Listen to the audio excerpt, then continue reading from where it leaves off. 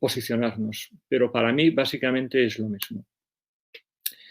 Lo quiero reflejar aquí, ¿no? O sea, ¿cómo se deberían complementar humanización y teleasistencia? Para mí, la teleasistencia, igual que la asistencia presencial, es la escucha activa, saber oír, para poder ayudar a la persona que está delante de ti. De un saber oír podemos sacar muchas cosas. Esta diapositiva está basada en los consejos que da la Consejería de Salud de Galicia sobre humanización, ¿no? Que lo estructura en 4 ejes. Relación entre las personas, o sea, tenemos que saber relacionarnos, escucha activa. El eje 2, que es el proceso de atención integrados y centrados en las personas. Es decir, si olvidamos esto, estamos olvidando que el paciente es el centro de todo esto. Y esto es lo mismo para la medicina asistencial como para la telemedicina. Tenemos que tener muy en cuenta las particularidades sociales, personales y culturales de la persona a las cuales nos dirigimos. Y lo que es muy importante, y sí que creo que aquí la telemedicina tiene un fuerte impacto, es en la conciliación de horarios, ya que posiblemente permita que la persona pueda estar en su entorno el mayor tiempo posible y puede cuidar de los suyos o puede estar recibiendo una asistencia de calidad desde su propio entorno. Y también permite mejorar las coordinaciones de las citas, lo cual favorece que estas personas no tengan que desplazarse tanto tiempo y perder tanto tiempo y dinero en estos procesos. El eje 3 hace referencia a los espacios y servicios de apoyo a las personas. En este caso podrían ser los lugares donde se desarrollan las citas, teleasistencia, si son en lugares específicos, como decía antes, el acceso al ancho de banda, espacios para generar la telemedicina y, por último, el eje 4, que es la relación con la sociedad, es decir, la conciliación y la incorporación de las personas a los procesos y a las decisiones. Si somos capaces de integrar a las personas en los procesos que estamos llevando a cabo, posiblemente tengamos más riqueza y se consiga con más facilidad. Pero todo esto es muy importante mantenerlo dentro de estos principios éticos que pongo en esta diapositiva, que, por otro lado, como podéis apreciar, no difieren mucho de lo que debería ser los principios éticos que deben gobernar la asistencia presencial. ¿Cómo podemos conocer el impacto en la funcionalidad? Bien, sobre esto he reflexionado un poco y creo que es importante saber que, gracias a Dios, a través de la telemedicina, la anamnesis puede ser un proceso que puede ser prácticamente calcado al que hacemos en la consulta. Por lo tanto, podemos saber cómo está su dolor, cómo está de funcionalidad física, cómo es su estado emocional, la percepción del grado de mejoría con nuestras acciones y tratamientos, preguntar sobre síntomas y efectos secundarios y ver el grado de implicación del paciente. Todo esto debemos hacerlo de forma obligatoria en una análisis presencial y tampoco se puede excluir en una de telemedicina. Sabed que, afortunadamente, estas son áreas muy propicias para el empleo de autorreportes de pacientes y escalas validadas para valorar todos estos aspectos. Por lo tanto, creo que aquí tenemos una fortaleza. Y, como dicen algunos artículos, el hecho de que los pacientes puedan generar sus autorreportes les implica en el proceso y los empodera. ¿Cómo podemos conocer el impacto en las esferas de la vida del paciente para asegurar la humanización? ¿Podemos detectar información sin necesidad de interacción presencial? Sí. Sabemos que existen muchas aplicaciones, como esta que pongo aquí, ese trabajo realizado por un grupo de Valencia, donde se ha hecho un control de monitorización remoto y se ha incorporado esta su historia clínica. ¿Qué es lo que se ve? Que el paciente ve que ha mejorado su autocuidado y que ha mejorado su empoderamiento. Por lo tanto, esto cumple la cuestión de poner al paciente en el centro del proceso. Es decir, nosotros que podemos tener mucha información sin tener al paciente delante de nosotros, ya con estas herramientas. Si además mejoramos las herramientas que tenemos, podemos tener mucha más información. ¿Cómo podemos suplir uno de los grandes problemas, en mi opinión, de lo que es la telemedicina, que es la brecha tecnológica? Bien, en mi opinión, y haciendo unas pequeñas reflexiones, es creando espacios adecuados y humanizados donde se pueda desarrollar una consulta de telemedicina en entornos cercanos a los pacientes, como os decía antes, centros de salud, centro de día, residencias de mayores. Creo que es importante formar profesionales para entrenar y resolver los problemas que se derivan de la tecnología y que sirvan de relación entre el paciente y nosotros. generar guías simples de cómo proceder en un acto de telemedicina. De la misma forma que a nosotros nos dicen cómo debemos comportarnos ahora en los telecongresos, deberíamos enseñar a la gente lo que debe hacer, tener unos cascos, tener el inalámbrico, etc. Instrucciones muy sencillas que pueden favorecer el desarrollo del acto de telemedicina. Favorecer la integración del cuidador en el proceso me parece fundamental, especialmente pensando en poblaciones mayores o vulnerables. Y desde luego es muy importante favorecer la accesibilidad a los discapacitados a todo esto. El papel del cuidador, si siempre es importante, yo creo que aquí se vuelve crucial. ¿Por qué? Porque para mí sirve de enlace entre el paciente y es la interfase real entre el mundo digital y nosotros. El cuidador, para mí, es la persona que refuerza y explica las recomendaciones que nosotros estamos generando. Permite aclarar las dudas y puede asistir, además, en telemedicina a la realización de ciertas maniobras diagnósticas. Nosotros hemos elaborado ahora un pequeño trabajo donde enseñamos a los médicos cómo hacer pequeñas maniobras diagnósticas a través incluso del teléfono. Y muchas veces es necesario que haya una segunda persona al otro lado para poder ayudar a realizar estas pequeñas maniobras de exploración física. Alfonso, ¿sí? Perdona, te queda un minuto. Perfecto, estoy acabando. Gracias. Además, son fuente de datos que pueden aportar calidad al proceso y al paciente, sobre todo, le transmite mucha serenidad y confianza. Como os decía antes, las herramientas que nosotros necesitamos, pues básicamente una estandarización del proceso de telemedicina, especialmente de la exploración física, y necesitamos aprender. Para eso estamos generando cursos o existen ya artículos cómo realizar exploraciones físicas. Necesitamos aprender a escuchar y a comunicar con empatía. Necesitamos herramientas potentes, versátiles e integradas en la historia electrónica, como os decía antes. Y sobre todo que estas herramientas tengan la capacidad de integrar los datos adquiridos para generar algoritmos mediante inteligencia artificial y Big Data. Y finalmente, tiempo. Tiempo es fundamental. Sin tiempo, posiblemente todo sea una frustración. Para mí, y ya remato con esto y finalizo, y es mi gran reflexión, el factor humano es la clave para el éxito o el fracaso de la telemedicina. Existe mucha crispación en el momento actual, hablo con pacientes, hablo con médicos y hay disatisfacción con el empleo de la telemedicina quizás en estos momentos, lo cual no quiere decir que no sea válida, simplemente creo que ha llegado de forma muy brusca y no nos hemos adaptado correctamente en la mayor parte de los casos. Pero para mí es una herramienta muy poderosa y que ha venido aquí para quedarse. Nosotros somos el factor humano los que podemos hacer que esto funcione. Muchísimas gracias. Muchas gracias, Alfonso. Has dado verdaderas claves para el debate posterior. El factor humano, los cuidadores, que no existen verdaderas diferencias entre un modo asistencial y otro. Yo dejo ahí estas reflexiones para posteriormente, pero ahora a continuación vamos a escuchar a Julio Zarco, que nos va a presentar a grandes rasgos cómo enmarcamos desde el punto de vista de la humanización la relación con los pacientes que tienen dolor a través de la telemedicina. Julio, cuando quieras. Sí, bueno, buenas tardes. Muchas gracias, Paloma, por la presentación que, como ha dicho Alfonso, ha encuadrado muy bien el tema, y dar las gracias, lógicamente, al Congreso de la Sociedad Española de Calidad Asistencial y muy especialmente a Grunienthal, que nos haya facilitado este espacio y este encuentro, ¿no? Yo creo que probablemente los tres ponentes vamos a llegar a una conclusión bastante similar, y la conclusión bastante similar, y vaya por delante mi declaración de intenciones, es que la humanización y la tecnología no son dos facetas absolutamente irreconciliables, sino que muy al contrario son facetas complementarias. La tecnología, lo decía Alfonso en su última diapositiva, la tecnología la hacemos los humanos para los humanos y por lo tanto está manejada por humanos y va dirigida hacia humanos. Por lo tanto es una falacia llegar a entender que la tecnología va por un lado y versus la humanización va por otro. Tienen que ir absolutamente e indivisiblemente unidas en una moneda con dos caras. Por lo tanto, esa es la declaración de intenciones que yo quiero hacer aquí. Pero sí es cierto que el avance tecnológico ha sido tan importante, fundamentalmente en cierta franja de edad, que no somos nativos digitales y por lo tanto tenemos que estar, digamos, sobreadaptándonos o readaptándonos a nuevos escenarios que son los escenarios tecnológicos con los cuales no hemos nacido. Seguramente ya no mis hijos, sino mis nietos o mis bisnietos seguramente tendrán unas habilidades, unas destrezas, unas habilidades incorporadas junto con el factor humano, de una manera muchísimo más natural y no tan forzada como lo tenemos nosotros.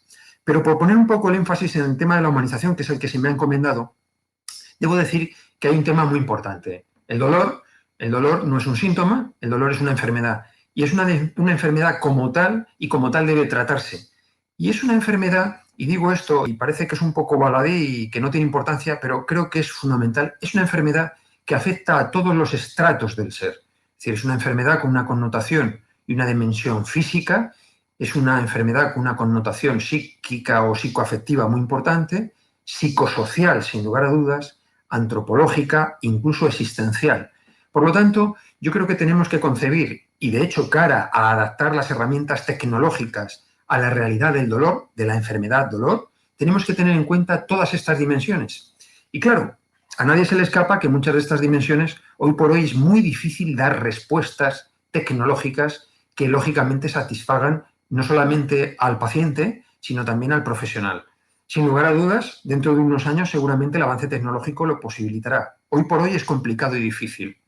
Bien, hay grandes avances tecnológicos, no solamente en innovación tecnológica, sino también, lógicamente, en la innovación en el tratamiento farmacoterapéutico del dolor y, lógicamente, en todos los avances en el diagnóstico, nuevas vías de receptores, de neurotransmisores, etcétera, etcétera. Pero, oiga, ¿y qué me dicen ustedes sobre la innovación humana? El ser humano que tiene dolor y que padece dolor. ¿Cómo podemos abordarle de una manera integral, precisamente en esta era en la cual tenemos que cohabitar dos mundos que parece que son absolutamente incompatibles, pero que realmente lo deben ser, que es el mundo tecnológico y el mundo humano?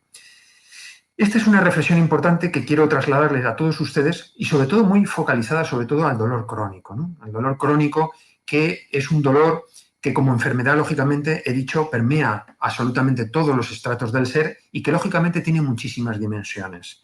Tiene unas dimensiones psicoafectivas del dolor con un gran impacto en el mundo psicoafectivo del individuo. También tiene gran impacto social. Recordemos una cosa, existe cierto estigma sobre el dolor, es decir, hay muchas personas que les da vergüenza decir que tienen dolor y no digamos para nada si esas personas son mujeres, es decir, hay un componente de género en el abordaje del dolor muy importante, es decir, mujeres con dolor que parece que socialmente y antropológicamente y educacionalmente tienen que no quejarse y que además son las que llevan la gestión del hogar, etcétera, etcétera. Hay un gran estigma en el tema del dolor y por lo tanto hay una dimensión social del dolor muy importante, pero es que también existen dimensiones antropológicas. Yo siempre comento a los estudiantes de medicina que una migraña no es lo mismo en Vigo o en Madrid que en Bombay. La enfermedad es la misma, pero la expresividad de los síntomas adquiere una plasticidad que produce unas manifestaciones totalmente distintas. Por lo tanto, hay un componente no solamente psicológico y psicoafectivo, sino también antropológico y muy importante. Y un tema que también quiero sacar aquí como reflexión. No es el paciente o la persona la que tiene dolor crónico, es la familia la que tiene dolor crónico. Creo que tenemos que centrar perfectamente todo nuestro ejercicio y nuestra asistencia profesional, como diré ahora después, de una manera multidisciplinar, pero poniendo el énfasis en el núcleo familiar, desde un punto de vista sistémico y ecológico en todo el entorno del paciente. El dolor como enfermedad es bastante similar a las patologías oncológicas, donde no es el paciente el que enferma, sino que realmente enferma a la familia. Y aquí enferma con el dolor toda la familia. Por lo tanto, estos son pequeñas pinceladas para situarnos en que el abordaje del dolor requiere de un sobreesfuerzo importante, sobre todo en los aspectos tecnológicos, para tratar de cubrir ciertas dimensiones del dolor que es difícil de cubrir. Estoy de acuerdo con Alfonso que es fácil o más accesible, más factible poder hacer un diagnóstico, una entrevista clínica, etcétera, etcétera. Pero hay ciertos componentes que están estrechamente unidos con la materia altamente sensible que somos los seres humanos y donde realmente el factor humano es muy importante. Y todavía la tecnología deja mucho que desear a la hora de ser sutilmente fina para poder cubrir esas dimensiones. Nosotros en la Fundación Humans llevamos desde hace un año aproximadamente haciendo un proyecto muy interesante, también apoyado por Grunenthal, precisamente con un equipo amplio, multidisciplinar, de médicos, enfermeras, unidades del dolor, médicos de familia, trabajadores sociales, psicólogos, etcétera, etcétera, precisamente sobre el abordaje de cómo entendemos la humanización en el paciente, en la persona con dolor crónico. Y curiosamente quiero sacar aquí un avance, aunque probablemente en un mes o dos esté la publicación y todos ustedes puedan disponer de ella, de algunas reflexiones que quiero llevarles a ustedes, sobre todo para ver cómo podemos hacer ese ejercicio de avance de lo tecnológico sobre estas dimensiones de difícil, ¿cómo diría yo?, abordaje, ¿no? Hay una muy importante que la ha comentado Alfonso antes y que yo creo que es recurrente. Es muy importante la información al paciente y a la familia. La información es importante porque si no, el paciente no está informado de qué es el dolor y cómo se produce el dolor y por qué tiene él ese dolor, el paciente tiende a cosificar el dolor y eso es una opción que no es nada buena. Tenemos que explicar, informar de manera asequible al paciente y a la familia. La familia tenemos que involucrarla de una manera muy activa, sin lugar a dudas, igual que el paciente, en la resolución de su proceso. Esto es fundamental. En este estudio también hemos puesto el énfasis y el foco, porque en este estudio también se han hecho grupos focales con pacientes y, por lo tanto, hemos extraído información directa de la vivencia interna de la enfermedad y de la vivencia interna del dolor. Es muy importante las habilidades comunicacionales que tengan los profesionales. Sabemos que es un factor muy importante cómo interactúan los profesionales sanitarios y no sanitarios con la persona y la familia que tiene dolor. Por lo tanto, ahí tenemos un gran desarrollo todavía por hacer. Qué pena me da, Julio, interrumpirte, porque queda un minuto. Pues venga, en un minuto sintetizamos. Empoderamiento del paciente y de la familia. Importante también, como hemos dicho, para esta cuestión. Alfonso también ha comentado la importancia del cuidador, lógicamente, como una parte fundamental. Hay que integrar asistencialmente todas las esferas multidisciplinares. Hoy en día no se puede entender el abordaje del dolor de una manera que no sea multisistémica. La importancia de los espacios. Sí, los espacios son terapéuticos y, por lo tanto, tenemos que tener una cierta amabilidad a la hora de generar espacios que incluso organizativamente también condicionen, lógicamente, el abordaje del dolor. Los profesionales como agente de humanización, insisto, profesionales sanitarios y no sanitarios. La segunda o tercer profesional que más atiende y más toca a veces a un paciente son, por ejemplo, los celadores, personal auxiliar, etcétera, etcétera. También es muy importante. Y, por último, como digo, en la perspectiva antropológica del dolor y la perspectiva de género, que son dos cuestiones que son muy importantes. Sin lugar a dudas, si la tecnología puede en un momento determinado cubrir estas dimensiones que son de difícil cobertura, hoy por hoy, sin lugar a dudas, habremos logrado la cuadratura del círculo, que es atender de manera humana a una persona con dolor y también la familia. Muchas gracias. Muchas gracias, Julio, por esta excelente forma de enmarcar desde este punto de vista el abordaje al dolor, absolutamente humanístico, que no nos deja de enlazar con lo que previamente ha expuesto Alfonso desde un punto de vista puramente clínico. Vamos a dar paso ahora al tercer ponente, que es Javier Ferrero, que es el responsable de sistemas y entornos digitales de la AXA. Javier, cuando quieras. Muchas gracias, Paloma. Agradecer también, por supuesto, a SECA la oportunidad de participar y como no, a Grunenthal por darnos la oportunidad de desarrollar este proyecto que voy a contar ahora. Yo trabajo para el Sistema Sanitario Público de Andalucía y voy a hablar desde una perspectiva, como decía Paloma, más tecnológica, sin olvidar, intentar no olvidar los aspectos humanísticos. Un proyecto integral, un proyecto tecnológico que se basa en el Plan de Atención Integral a Personas con Dolor en Andalucía, que se llama EPAIDOL. Como introducción, yo soy ingeniero de background, no soy médico. Bueno, esta es la definición, la primera definición que aparece cuando buscas humanización de la asistencia sanitaria en Google. A mí me gusta más la definición que ha hecho Paloma y ha tocado una dimensión que a mí me parece clave, que es la accesibilidad. Ya he comentado que la humanización comprende la integralidad de la atención sanitaria, empezando por la accesibilidad. Y yo creo que la accesibilidad es clave en este sentido y también la sostenibilidad. Ahora daré unos datos, yo creo que ponen en relieve el valor de la tecnología para poder realmente dar una asistencia humanizada al paciente.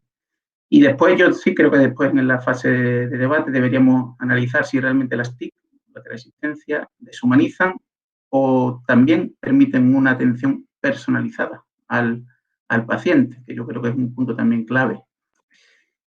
Yo voy a dar algunos datos de Andalucía, que le he escuchado al doctor Ignacio Velázquez, que es el director del Plan Integral en Andalucía, y habla de que hay 1.360.000 pacientes con dolor crónico en Andalucía, es decir, entre un 15 y un 20% de la población. Y me llamó muchísimo la atención que el tiempo medio de atención por los verdaderos especialistas, que son los que trabajan en las unidades del dolor, pues oscila entre 1 y 2 años para que un paciente que tiene dolor crónico sea atendido y realmente, bueno, pues tenga al alcance, entiendo que los diagnósticos más especializados.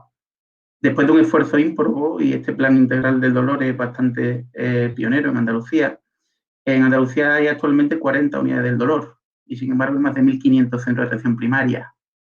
Yo creo que el concepto que se persigue es que realmente desde atención primaria se dé un servicio, una atención especializada del dolor, es un concepto importante. Y yo creo que la tecnología puede ayudar a ello. La tecnología, y yo voy a hablar de la tecnología móvil. Se habla de teleasistencia, a lo mejor tenemos un concepto un poco tradicional de la teleasistencia. Yo trabajo y desarrollo mi actividad más en la tecnología, en la salud móvil, y estoy convencido, ¿no?, de que es una herramienta muy poderosa. Lo dice la OMS, lo decía ya hace muchos años. En el año 2011 habla de que realmente la tecnología móvil puede transformar, y necesitamos que se transforme, la manera en la que prestamos los servicios sanitarios. Y, sin embargo, vemos que, bueno, hoy día, pues con el tema del coronavirus, también vemos las pegas o los inconvenientes que le sacamos o que tiene la tecnología, ¿no? Todo el tema de las aplicaciones de contact tracing para el tema del coronavirus. Bueno, pues hay un debate encarnizado entre si realmente debe prevalecer la privacidad o debe prevalecer la ventaja que te ofrece el poder hacer un seguimiento intenso a través de tecnologías móviles. Desde Andalucía llevo trabajando 6 años una estrategia muy ambiciosa, que no me da tiempo a contar aquí, pero que básicamente persigue algo que comentaba también Alfonso, que es importante que el médico tenga al alcance de la historia clínica electrónica, bueno, pues todo el paquete de herramientas que pueda tener o que pueda utilizar con el paciente.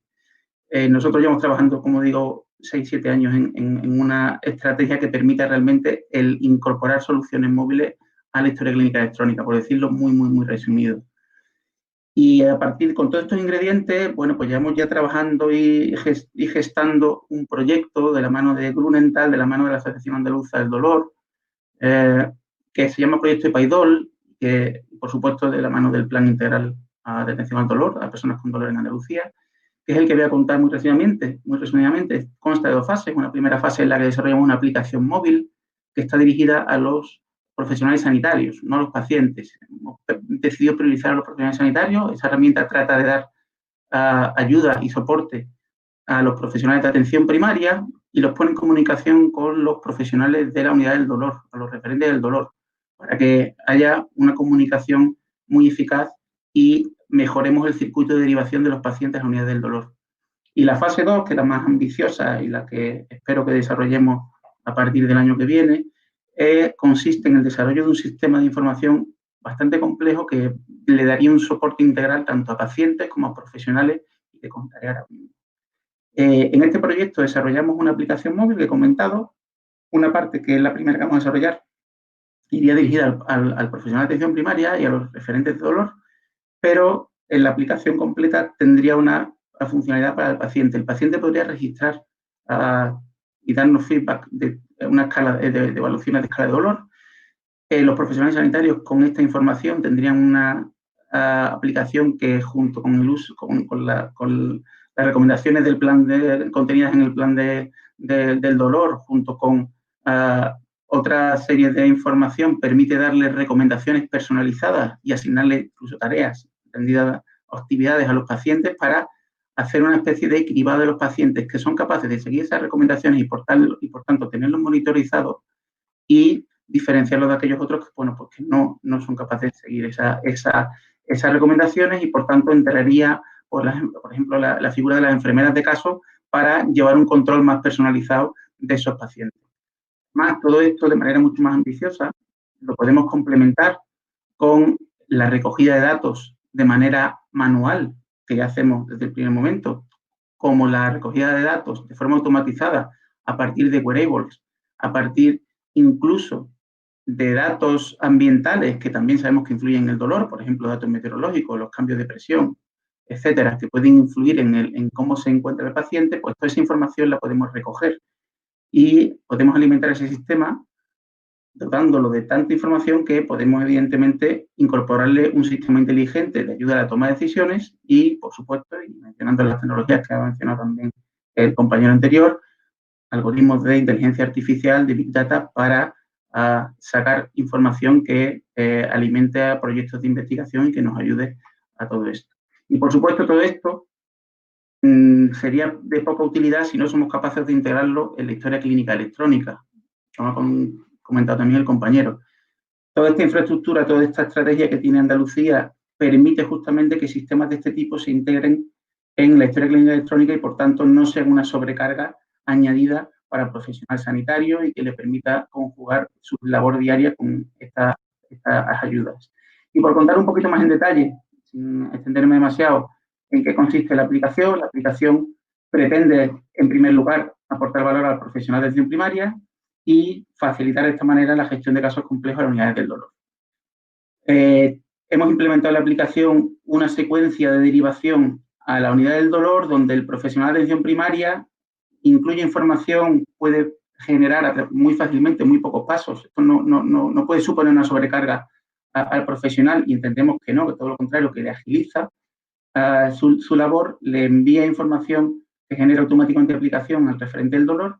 Este le puede dar feedback y en función de unos parámetros objetivos, la aplicación clasifica al paciente como derivable o no derivable y se le puede derivar y al mismo tiempo se le genera un informe que llega directamente a la unidad del dolor. De manera muy sencilla, muy rápida y de esta manera podemos conseguir optimizar este circuito de comunicación entre los distintos profesionales. Evidentemente, en la fase 2 será el paciente el que introduzca la información y se podrá comunicar remotamente con el profesional de atención primaria y la unidad del dolor. Y esta es la introducción que quería hacer a la aproximación que estamos haciendo desde Andalucía para poder dar una atención integral a las personas con dolor, que son muchas en Andalucía. Muchas gracias. Pues muchísimas gracias, Javier. Y muchas gracias por ceñirte al tiempo, porque ahora viene lo interesante, ¿eh? Os animo a que hagáis preguntas a través de la plataforma que está abierta para ello, pero como había prometido al principio, se trata de que hablemos entre nosotros. A mí se me ocurren muchas cosas que han quedado en el tintero, pero sobre todo, bueno, teniendo en cuenta que habéis aportado de una forma complementaria 3 visiones clave en el abordaje al dolor. Y sobre todo, Javier, esta última parte que has tratado, que se refiere muchísimo a la accesibilidad, a la integración, a la continuidad asistencial, que no dejan de ser aspectos relacionados con la atención centrada en la persona, clave en el abordaje del dolor. Os voy a hacer una pregunta a todos. ¿Cómo podemos, bajo vuestro punto de vista, ¿cuál es el valor fundamental que aporta la tecnología, la nueva tecnología o la teleasistencia en el abordaje del dolor crónico, teniendo en cuenta las peculiaridades que tenemos que tener en cuenta con estos pacientes y su entorno? Vamos por orden. Alfonso.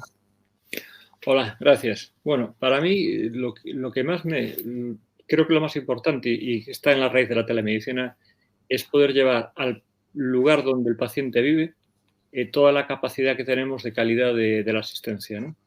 Bien desarrollado. Es decir, la telemedicina nació para eso, ¿no?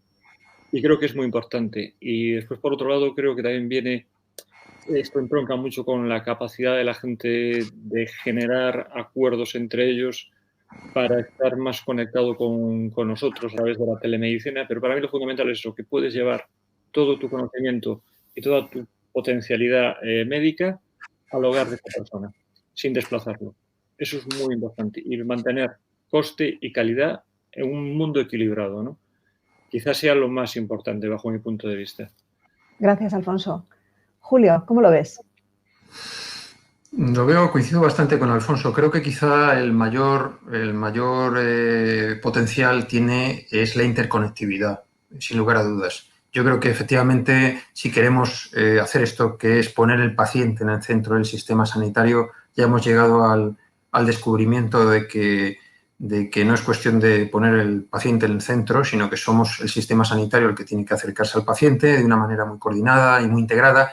Y yo creo que esa interconectividad, incluso entre los distintos profesionales, los profesionales y el paciente y la familia, yo creo que el aspecto tecnológico viene a resolverlo de una manera muy adecuada. De otra manera, físicamente siempre es muy complejo, ¿no? Las agendas son difíciles, geográficamente las personas estamos en lugares distintos y, por lo tanto, esa cercanía de equipos multidisciplinares posiblemente sea el gran acicate, ¿no? Bueno, ahora te toca a ti, Javier, pero no te voy a preguntar como ingeniero, te voy a preguntar como paciente, que es más difícil todavía. ¿Qué valor te, o sea, tú, claro, hablas de accesibilidad, pero ¿qué valor te aporta como paciente a ti esto? Yo creo que la tecnología aporta son varios los valores que aporta. A mí me gusta el concepto de continuidad temporal. Con la tecnología puedes estar conectado permanentemente con tu profesional sanitario. De otra forma, el tiempo entre consultas puede ser muy penoso, ¿no? Es decir, tú ves a un profesional sanitario una vez cada cuantos meses, ¿no? Lo puedes ver a través de la tecnología, estás conectado permanentemente. La capacidad de personalización es muy alta, es decir, de manera manual o de manera bilateral, bilateral con tu profesional, tú puedes estar personalizado tal, pero la tecnología te brinda información o te permite segmentar tu perfil o tu caso de manera que tú puedes realmente sentir que la atención es personalizada hacia ti, no es general. Y yo creo que eso es un concepto que de verdad deberíamos aprovechar de la tecnología. No, yo el aspecto de la despersonalización no lo comparto tanto. Es decir, yo creo que a través de un dispositivo como un móvil te puedes sentir realmente mucho más mejor atendido y mucho más entendido que no sin estas herramientas, que es verdad que tú vas a una consulta, es la manera tradicional, pero eso nunca está al alcance cuando lo necesitas o en el momento lo necesitas. Ahí tenemos el inconveniente de la accesibilidad. Yo creo que es clave. Bueno, pues esta pregunta tiene totalmente su reflejo en nuestra primera pregunta del todo. ¿Es posible el equilibrio entre teleasistencia y humanización? Está claro que sí. La primera pregunta me habéis contestado sobre la accesibilidad, sobre la conexión necesaria entre profesional y paciente, y me habéis contestado respecto a la personalización, aspectos clave en la atención más humanística del dolor crónico, fundamentalmente. Voy a hacerte una pregunta, Alfonso. Desde el punto de vista más clínico, ¿no? Más médico, déjame que diga, ¿es posible establecer unos criterios que nos orienten a qué tipo de pacientes le va a ir mejor este tipo de teleasistencia? ¿O tú lo defenderías para cualquier tipo de paciente? ¿O hace falta que conozcamos criterios? Bueno, a ver, criterios en los pacientes y criterios en los profesionales. Buena puntualización por parte de la segunda, ¿no? O sea, creo que los médicos, se lo decía antes de ayer a una reunión de residentes que llegan al hospital por primera vez y les damos clase, ¿no? Para integrarlos en el sistema, creo que el médico, no curiosamente a lo mejor la enfermera, curiosamente, pero sí el médico tiene problemas de comunicación con los pacientes. Dicho esto, ¿no? A la pregunta que tú me haces, digamos que en estos momentos en la literatura no existe un estándar de derivación telemedicina o no existe, ¿no? Sí que empieza a haber acuerdos, ¿no? Y nosotros tenemos nuestra forma de trabajar. Yo tengo aquí, por ejemplo, me vienen a la mente, pues, lo más sencillo, evaluar técnicas. Yo hago una técnica de dolor y llamo al paciente por teléfono, así de simple, y le pregunto cómo está. Y creo que esto es mucho más cómodo que hacerlo venir, sinceramente, ¿no? Ellos se encuentran cómodos también, están en casa, me va bien, me va mal. Si va mal, hacemos una presencial o hacemos una valoración, y si va bien, pues perfecto, y seguimos manteniendo el contacto. ¿Podemos hacer una valoración inicial o una primera consulta? Sí. Es cierto que, por ejemplo, en mi caso, necesito más concentración para hacer una primera consulta a un paciente, ¿no? Imagínate que me llamáis cualquiera de vosotros porque os duele la espalda y el dolor os va por la pierna. ¿Poder hacer una valoración aceptable a través del propio teléfono? Creo que sí. Eso sí, tengo que concentrarme, me lleva un poquito más de tiempo, estoy aprendiendo. Y si la persona que está al otro lado del teléfono está de buen humor, como muchas veces está, pues hasta puede ser un momento agradable, curiosamente, ¿no? Y puedes llegar a conclusiones, ¿no? De si te debo ver en consulta, si te debo remitir a urgencias, o si puedo volver a llamarte dentro de 15 días para ver qué tal te fue el tratamiento. Y esto lo estamos haciendo y funciona, en mi opinión. Evidentemente, gente que ya conoces cómo está, ajustes o inicios de tratamiento, puedes hacerlos, ¿no? Modificaciones, tal. Monitorización del paciente estable. Yo creo que esto es fundamental. Es decir, un paciente que está estable o que no tiene grandes cambios, la telemedicina es una gran herramienta de monitorización. Donde creo que no se puede hacer, ¿vale? Cuando no hay confianza, cuando el paciente no entiende el proceso, no lo quiere entender o el médico no está cómodo con ese paciente, con ese proceso. Dificultad para comprender al paciente cuando se expresa sobre su sintomatología, incapacidad del paciente para expresarse correctamente y que tampoco la persona que lo acompaña te ayuda.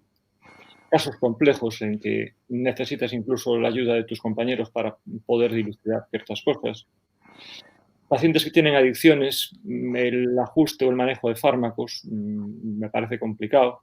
Es factible, pero hay que aprender y hay que saber hacerlo.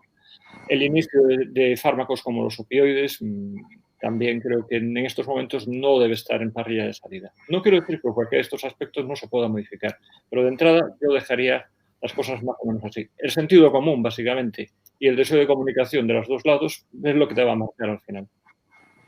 Gracias. Muchas gracias, Alfonso. Aquí han salido aspectos clave y contestaciones a preguntas que se hacen nuestros profesionales en el día a día.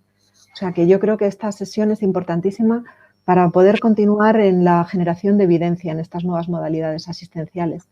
Julio, ¿cómo complementamos el aspecto clínico que nos ha estado exponiendo Alfonso con conseguir esa atención más humanizada? Porque Alfonso dice que cuando falta confianza no podemos tirar, o sea, no deberíamos tirar de estas tecnologías, pero es que hay veces que es imposible. ¿Cómo conseguirlo a tu modo de ver, Julio?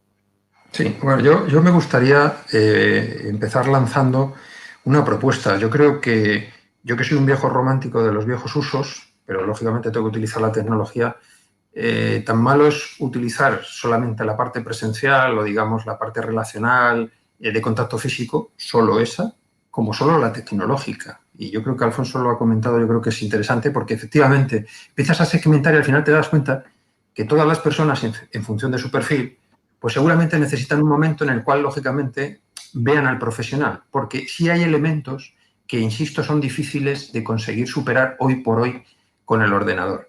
Y esto va en respuesta a mi amigo andaluz.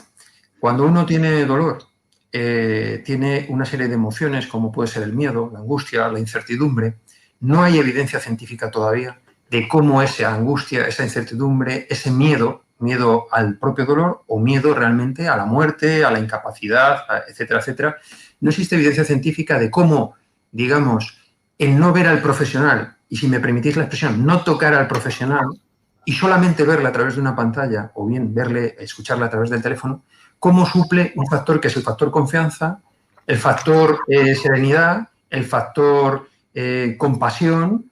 Eso es difícil de lograr todavía. No digo que no sea posible, ¿eh? Ojo, seguramente, sin lugar a dudas, con Big Data, inteligencia artificial, estoy convencido y seguro que andando los años esto se va a conseguir. Estoy convencido, seguramente. Pero hoy por hoy es muy difícil, porque cuando un paciente tiene todo este cortejo de ansiedad, angustia, miedo, etcétera, necesita en un momento determinado ver a alguien, pero verle físicamente, porque hay elementos determinados, aunque el lenguaje verbal y no verbal, a través de una pantalla perfectamente, mis movimientos de mano, mi tono de voz, mi mirada, etcétera, etcétera, pueden perfectamente llegar al otro, el ser humano todavía necesita de alguien. Por eso cuando un ser humano fallece o va a fallecer, quiere el contacto físico de una mano.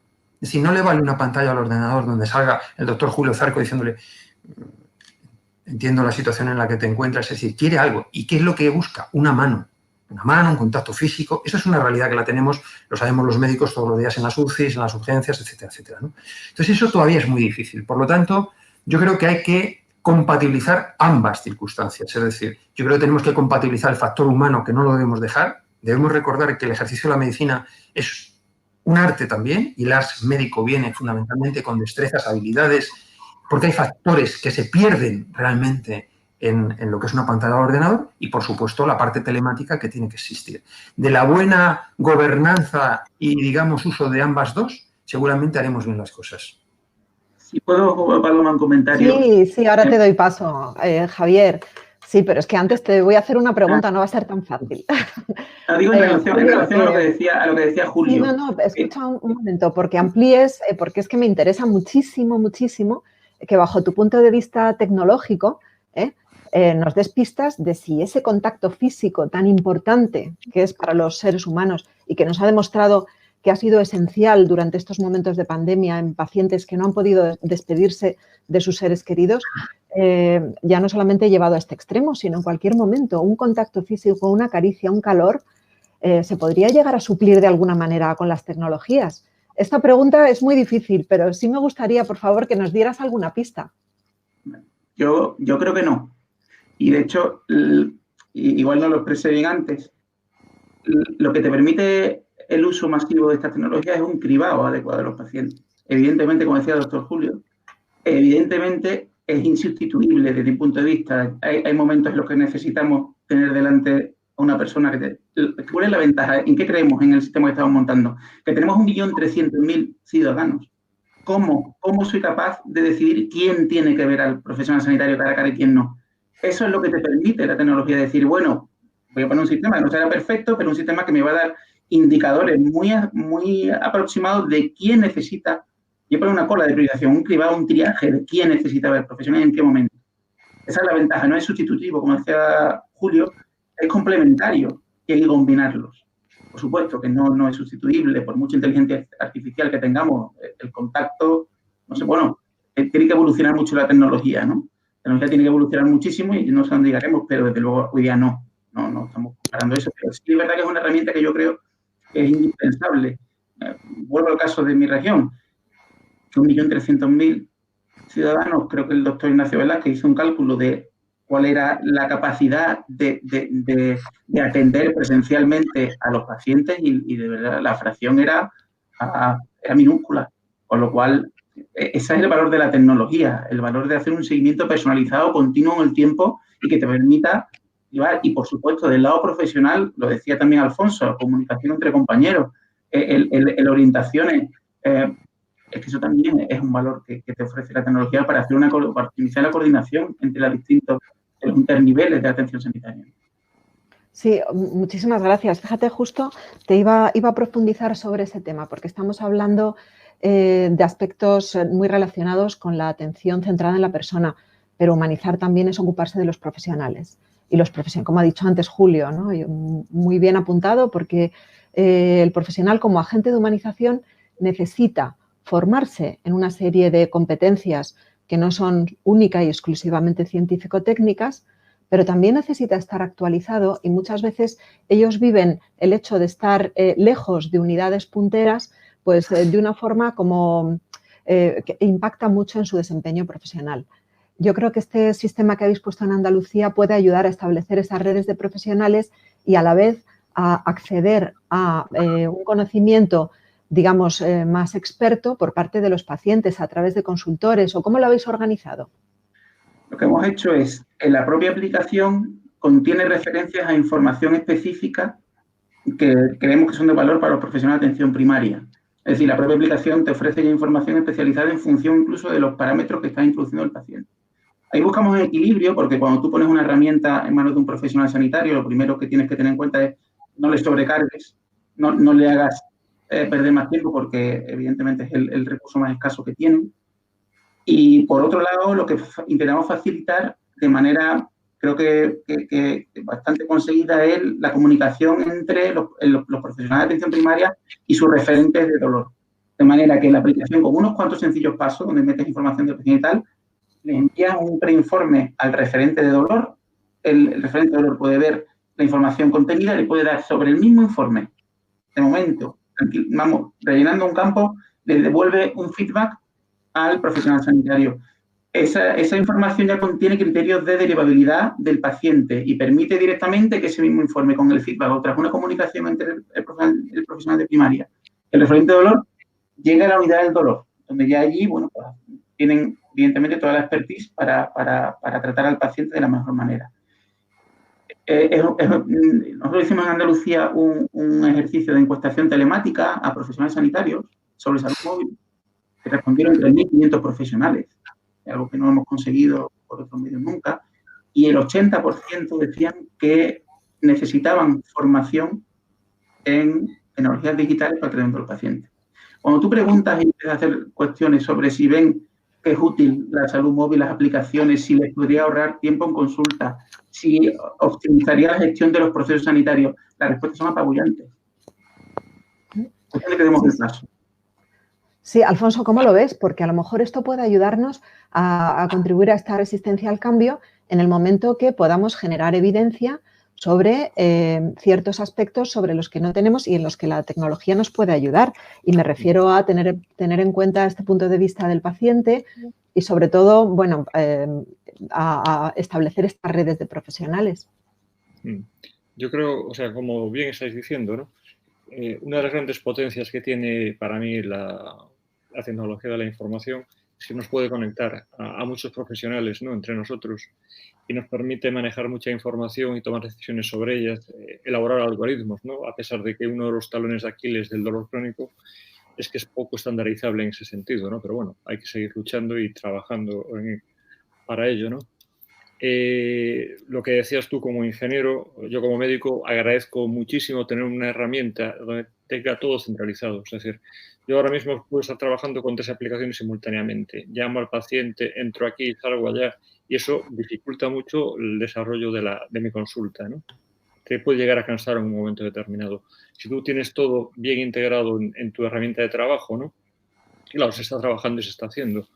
Te va a favorecer mucho. Una de las cosas que más pido a la hora de que diseñen herramientas es que sean fáciles de usar y que estén integradas, ¿no? Porque eso nos permite el desarrollo, el trabajo con ellas, y todos nos acercaríamos a ellas con mucha más facilidad, ¿no? Es decir, lo de siempre.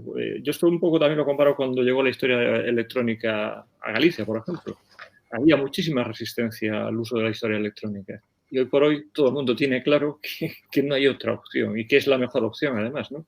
Y yo creo que con la telemedicina va a haber algo muy parecido tanto en los pacientes como en los médicos. Es decir, habrá una resistencia porque sí es cierto que tiene, pues, algunos aspectos que no están totalmente desarrollados.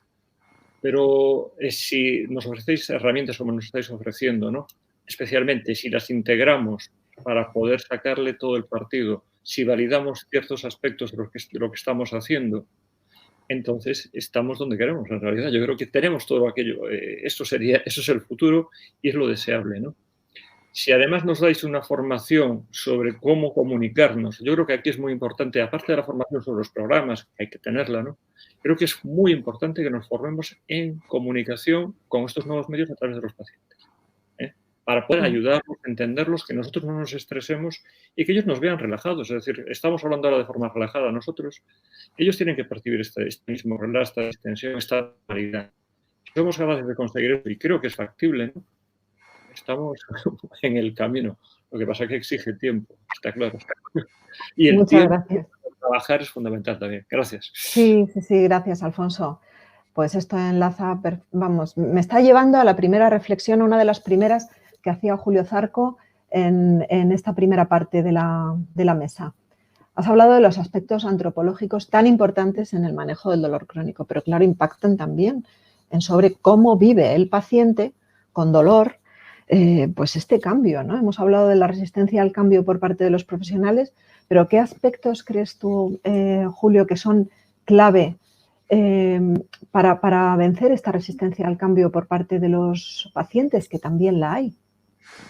Sí, claro que lo hay. Lo que pasa es que, bueno, hay que también segmentar los pacientes nuevamente, incluso antropológicamente también hay que segmentarlos, porque hoy en día, evidentemente, cualquier persona de España, Francia, Estados Unidos, Canadá, es decir, tiene, digamos, introducido en su ADN, pues, el uso de las tecnologías, porque está todo el día, lógicamente, con ellas. Pero fijaos en un mundo globalizado como el que tenemos, donde cada vez tenemos más pacientes de lugares y latitudes, pues personas subsaharianas, personas asiáticas, es decir, hay una serie de componentes antropológicos que dificultan mucho. Yo siempre pongo un ejemplo que es como muy sintomático, ¿no? Sabéis que nosotros en las consultas pues hemos tratado de ritualizar, digamos, un poco el acto médico, pues quitándonos la bata, por ejemplo, ¿no? Yo no sé, Alfonso, seguramente, hombre, por seguridad y por higiene, pues usamos batas. No hablemos ahora en el momento pandemia, ¿no? Pero digo de manera habitual. Nos quitamos batas, nos quitamos los fonendos, tratamos de tener una relación como mucho más simétrica, ¿no?, de tú a tú. Bueno, pues esto yo os puedo decir que posiblemente un señor boliviano del antiplano seguramente llega y si te ve al doctor o a la doctora sin bata, se queda absolutamente flaseado diciendo, Dios mío, y el médico empieza a buscar en la sala, ¿dónde está el médico? Porque hemos desritualizado tanto algo que para él en su cultura está muy ritualizado, ¿no? Entonces, claro, efectivamente, y fijaos que en Latinoamérica se usa muchísimo Internet, es decir que, pero es verdad que hay una serie de componentes muy agarrados a lo antropológico que es muy difícil de vencer.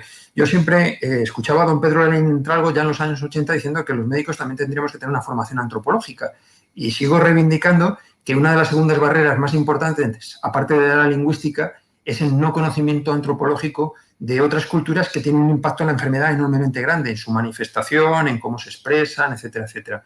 Entonces, esto es muy difícil. Por eso digo que el paciente tipo medio, obviamente, va a ser mucho más fácil, seguramente, que pueda cohabitar con nosotros a través de una pantalla. Como comentaba Alfonso, efectivamente, tenemos que volver a tener habilidades comunicacionales, pero tecnológicas, pero con determinadas poblaciones es muy complejo, ¿eh?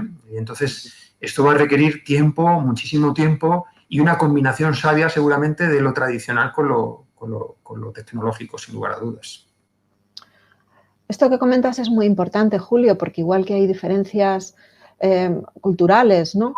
Pues también hay otra serie de cuestiones, yo creo que son antropológicas, pero corrígeme, sobre cómo los pacientes han de ser animados a aportar su propia perspectiva, ¿no? Y a aportar su forma de vivir el dolor, su forma de exponer lo que para ellos es más importante, ¿no? Muchas veces no somos capaces de ver eso en la consulta. ¿Pueden ayudarnos las nuevas tecnologías a captar esa perspectiva del paciente y a captar lo que realmente es importante para ellos? Esta pregunta va para los tres. Bueno, como estoy empezando a hablar yo por Alfonso, luego mira, Javier y luego Julio. Hay muchos trabajos que una de las fortalezas de la telemedicina es precisamente que puedes entrar, entre comillas, en el mundo del paciente, ¿no? En su hogar. Puedes ver, como estáis viendo ahora mi casa, si está ordenada, si está desordenada, si fumo, si no fumo, si tengo alcohol. Eso es una cosa buena, nos permite conocer un poco el ambiente en el que se desarrolla, cómo es. También hay gente que dice que eso puede ser un problema potencial porque a la gente a lo mejor le da vergüenza enseñar su casa, ¿no? Entonces, a lo mejor el teléfono es una gran herramienta para ciertas personas, pero la videollamada a ti te puede ofrecer mucha información, pero hay ciertos pacientes que se verían coartados ante una videollamada, ¿no? Lo que quería comentar.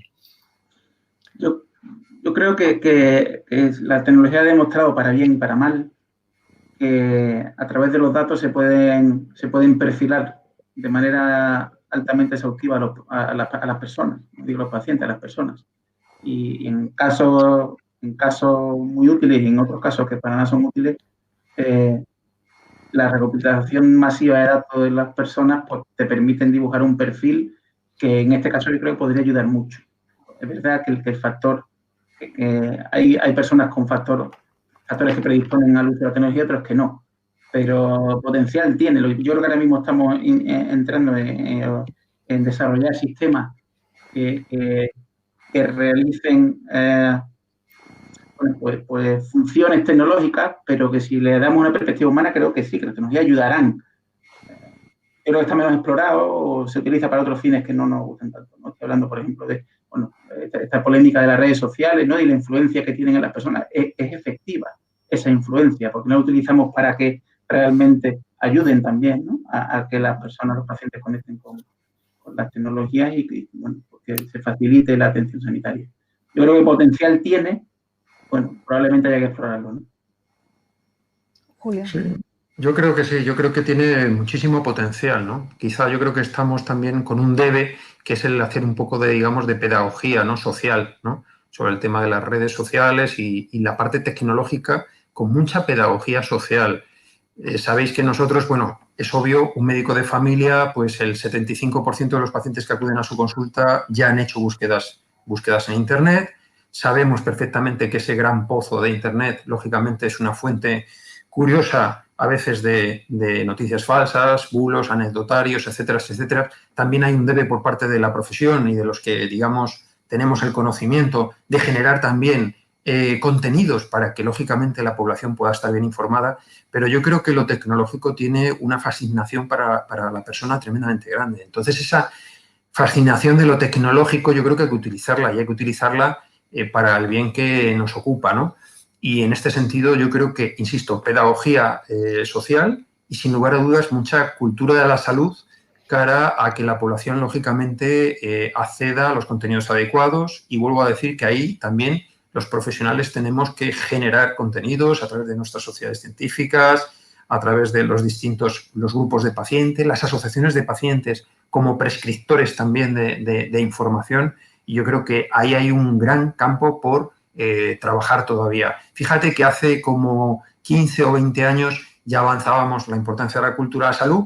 Vamos desde, acuérdate, Paloma, ya los que, pues digo, tú eres muy joven, pero los que ya somos mayores, en el año 78 hablábamos en la conferencia de Ottawa y en los 80 de cultura de la salud y estamos en el 2020, seguimos hablando de cultura de la salud, pero no hemos realizado pedagogía social. No sé si la pandemia COVID habrá venido muy bruscamente, es posible que sí, pero probablemente también va a ser un buen acicate para que haya un salto cualitativo a nivel educacional en la población también. Pues muchas gracias, Julio, por introducir este concepto de cultura de la salud, educación para la salud, alfabetización sanitaria, como lo queramos llamar, que es una parte pequeñita de algo de lo que no hemos hablado, que es el empoderamiento de los pacientes. El empoderamiento que creo que estaréis de acuerdo conmigo, que no incluye solamente información y formación, sino una capacitación real para la toma de decisiones. Y esto es clave en el abordaje del dolor. ¿Pueden las tecnologías ayudarnos a mejorar ese empoderamiento necesario de los pacientes, Alfonso? Es como os ponía antes en la presentación, ¿no? Hay artículos donde se demuestra que a través de la tecnología, ¿no?, el paciente puede llegar a entender mejor su proceso, sentirse incluso más protegido y le ayuda a tomar mejor las decisiones. En dolor crónico para mí es fundamental. Yo se lo digo siempre a mis pacientes cuando tengo una cierta confianza. Realmente, vale, yo soy médico, pero en realidad yo para vosotros en este punto lo que soy una persona que os puede guiar a través del proceso vuestro proceso, ¿no? Es un proceso crónico y de largo tiempo. Yo os puedo ayudar a tomar decisiones, pero no soy la persona que quizás debiese tomar las decisiones. Voy a respetar todas vuestras decisiones y voy a intentar apoyaros en eso, ¿no? Y la tecnología yo creo que ofrece grandes avances para que ellos puedan empoderarse y poder ser parte muy activa de su proceso. De eso estoy convencido. Ahora habrá que reflexionar en el cómo, ¿verdad? Julio, ¿qué te parece? Sí, vamos. Sabes que yo soy un convencido totalmente de este tema y bueno, eso lo tú y yo lo hemos hablado, yo creo que hasta la saciedad, ¿no? Sí. Y nos dedicamos también a esto, ¿no? En cuerpo y alma. Sí, ya sabes que yo parto de una base, parto de la base de un marco, digamos, más filosófico conceptual, pero que es así. Es decir, yo creo que la sociedad democrática, libre y desarrollada tiene que ser deliberativa, y si es deliberativa significa que los ciudadanos pues tienen que tomar decisiones con libertad y con conocimiento, como decía Alfonso, viendo y contrastando un poco la información, precisamente para tener una sociedad eso, libre, empoderada y con ciudadanos que lógicamente ejerzan ese derecho a tomar sus decisiones con libertad, ¿no? Y por lo tanto sí tenemos que tener cuidado con lógicamente lo tecnológico y las redes sociales, porque estamos viendo que como todo en esta vida tiene una aplicación, dice, oiga, mire, si usted tiene un tornillo o un destornillador, pues tiene que utilizarlo para apretar tornillos. Lo que no puede hacer es utilizar usted el destornillador para clavar clavos, ¿no? Porque entonces es más difícil. Tenemos que saber cómo utilizar las cosas. Tenemos una obligación, incluso, fijaos, ética, yo creo, ética y de ciudadanía también, de hacer esa pedagogía social y, desde luego, es una herramienta potentísima, potentísima. Ha habido una evolución muy importante cara al empoderamiento de los ciudadanos. En nuestro país, desde los años finales de los 80-90, con una eclosión importante de movimientos asociativos, con una profesionalización del movimiento asociativo, pero yo creo que todavía hay un matiz, fijaos, no sé si los compañeros también tienen esa impresión, pero tú y yo lo hemos hablado, Paloma, en el hospital muchas veces. Muchos compañeros nuestros, cuando le pones al paciente delante y el paciente, esto del paciente activo, empoderado, a veces produce como cierta resistencia por parte del profesional, ¿no? Y hay algunos compañeros que dicen, hombre, ¿cómo que el paciente sabe más de esclerosis múltiple que yo? Si yo soy catedrático de neurología y soy el que más sabe esto. Bueno, usted sabe del diagnóstico, de la enfermedad, pero de la vivencia interna de la enfermedad, quien más sabe, lógicamente, es el que tiene el dolor crónico, no el profesional. El profesional sabemos la carcasa, pues eso, el diagnóstico, los neurotransmisores, el diagnóstico, el tratamiento, etcétera. Pero la vivencia, el día a día, cuando el ciudadano se va a su casa con su realidad del día a día, es él el que lo sabe. Por lo tanto, yo creo que hay una labor todavía enormemente grande por hacer, aunque hemos avanzado muchísimo en este sentido. Gracias, Julio. ¿Qué te parece, Javier? Eso de la experiencia del paciente crónico, o sea, es él el que lo sabe. Estoy totalmente, has estado en el punto. Ahora profundizamos, ahora que no hemos hablado lo suficiente de la vivencia y la experiencia del paciente. Javier, ¿qué te parece? Lo que estábamos hablando del empoderamiento, ¿cómo nos ayudan las nuevas tecnologías? Yo creo que las tecnologías ayudan. Yo creo que es una faceta que yo creo que es poco discutible, que sí ayudan al empoderamiento del paciente. Y yo creo que tiene varios efectos, ¿no? Uno, primero, le permite informarse, pero sobre todo le permite hacerse corresponsable y copartícipe del proceso, ¿no? Ya no es un paciente, no es alguien que va a una consulta, le dan unas instrucciones y las ejecuta, sino que las puede contrastar, puede participar del proceso evolutivo de su patología o de lo que tenga. Y, bueno, pues tiene más herramientas a su alcance. Evidentemente hay que enseñar a utilizarlas bien, pero hay quien lo compara con... Hay una comparación hiperbólica probablemente de Enric Topol, que dice que es el momento Gutenberg, ¿no? Como diciendo, es igual que en el siglo XV, que se inventó la imprenta, se democratizó el acceso a la tecnología, pues ahora con las herramientas móviles los pacientes tienen acceso a fuentes de información especializadas que antes no existían, ¿no? Entonces yo creo que eso es indiscutible. Otra cosa que estoy de acuerdo con Julio en que tiene su lado negativo o el reverso, pero bueno, yo creo que con pedagogía y con formación, y esto va a llegar. Yo creo que el relevo generacional va a ayudar mucho a esto, ¿no? Yo creo que a medida que las generaciones estén más acostumbradas a utilizar la tecnología, bueno, será más sencillo. Muchas gracias. Me están avisando que queda muy poco tiempo. Veo que no hay preguntas de la audiencia, pero bueno, yo creo que hemos abordado un gran abanico de cuestiones. Nos faltaba profundizar un poco sobre lo que es la experiencia del paciente, la vivencia, que también genera conocimiento, porque, como ha dicho antes Julio, quien conoce mejor su enfermedad es el propio paciente y puede aportar un conocimiento que los profesionales no tienen y puede generar evidencia, además, que nos haga conocer mejor esta enfermedad. La última pregunta que os hago, fundamentalmente a Julio, desde el punto de vista clínico, me vas a perdonar, Javier, Julio y Alfonso, ¿cómo podemos hacer que los profesionales integren este conocimiento tan valioso que nos aportan los pacientes? A ver, Alfonso. ¿Os habéis quedado...? Estuve leyendo, o sea, es decir, yo soy profesional, tienes tus experiencias, tienes tus impresiones, yo comparto casi todo lo que habéis expuesto, ¿no? O sea, el paciente se conoce a sí mismo mejor que nadie, ¿no? Y los autorreportes del paciente, ¿no? Creo que es una tecnología que tenemos que implementar mucho más, ¿no? Es decir, ¿qué opina el paciente sobre todo esto? Nos podría servir para validar muchas de nuestras acciones, es decir, mi funcionalidad ha mejorado, es decir, a mí ahora me encuentro mejor. Ese tipo de cuestiones, ¿qué es lo que es fundamental en mi vida y en mi proceso que vosotros me podéis aportar? ¿Qué habéis hecho para que mejore mi funcionalidad y ver si funciona o no funciona? Eso creo que es muy importante. Ayuda a la calidad, al empoderamiento, a la humanización. Y creo que está, hoy por hoy está, y es que además lo importante es que lo podemos subir. Esa información se puede subir, se puede adquirir. Y podemos englobarla en algoritmos, ¿no? Potentes. Y podemos darle mucha validación. Y además al paciente yo creo que eso le hace sentirse reforzado. Pero esta es mi opinión. Julio. Sí, yo estoy totalmente de acuerdo. Es decir, la introducción de la variable del paciente es fundamental.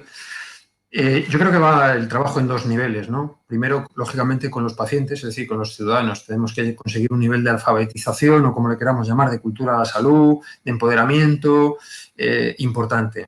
Y eso es un trabajo costoso y complicado, pero hay que seguir trabajando ahí. Hay que seguir trabajando muy importantemente en la cuestión de que el sistema sanitario se abra a nuevas posibilidades. Esto también es muy importante. Tú y yo, Paloma, hemos vivido, por ejemplo, pues la creación, por ejemplo, en el Hospital Clínico de Madrid de un comité de pacientes dentro del hospital con capacidad a la toma de decisiones a la hora de decir, incorporación en las comisiones del hospital, etcétera, etcétera. Es decir, crear herramientas en la mesogestión y también en la macrogestión donde hay una participación real de los pacientes. dejo para último lugar la que desde mi punto de vista es más difícil, que es la de los profesionales. Es que los profesionales tengamos humildad. ¿Por qué digo esto? Porque nosotros estamos muchas veces imbuidos del conocimiento y realmente hay que tener una cierta dosis de humildad para entender que el foco de nuestros desvelos es el paciente y que tenemos que tener escucha activa y aprender de él. O sea, nosotros aprendemos del paciente como fenómeno humano y, por lo tanto, eso te exige unas dosis de humildad importante para ser receptivo. Y por eso lo dejo en último lugar, porque a veces esa resistencia del profesional de verse, digamos, como castrado en cierta manera, porque es que hay un paciente que es activo y busca y demás, eso yo creo que es difícil de vencer y yo creo que es el tercer nivel de trabajo. Muy bien, hemos llegado al final. Me da muchísima pena tener que acabar, pero como os había dicho al principio, sí que me gustaría que brevemente nos dijerais una frase con la que nos quedemos para la reflexión hasta la próxima vez que nos podamos ver y seguir aprendiendo. Alfonso. Bueno, yo ya la hice en el final de la presentación y para mí es factor humano. Todo lo que sea potenciar el factor humano es lo que nos va a dar el éxito, ya no solamente en la telemedicina, sino en la asistencia y en el día a día. Muchas gracias. Gracias, Julio. Bueno, pues yo diría que tecnología y humanismo, dos caras de una misma moneda. Javier. Yo diría que la tecnología como herramienta clave para la humanización a través de la accesibilidad y la personalización. Fenomenal. Muchísimas gracias a los tres, muchísimas gracias a Grunenthal. Se han sentado aquí muchas bases para la reflexión y para el aprendizaje de nuestro día a día, porque no debemos olvidar que la humanización es lo que fundamenta nuestras profesiones sanitarias, porque no hay nada más humano que curar, cuidar y acompañar. Y si a eso nos puede ayudar la tecnología en el abordaje del dolor, pues bienvenida sea. Muchísimas gracias a todos, gracias a los asistentes y, por supuesto, gracias a Grunenthal por estas iniciativas tan importantes. Muchas gracias. Saludos. Chao. Chao.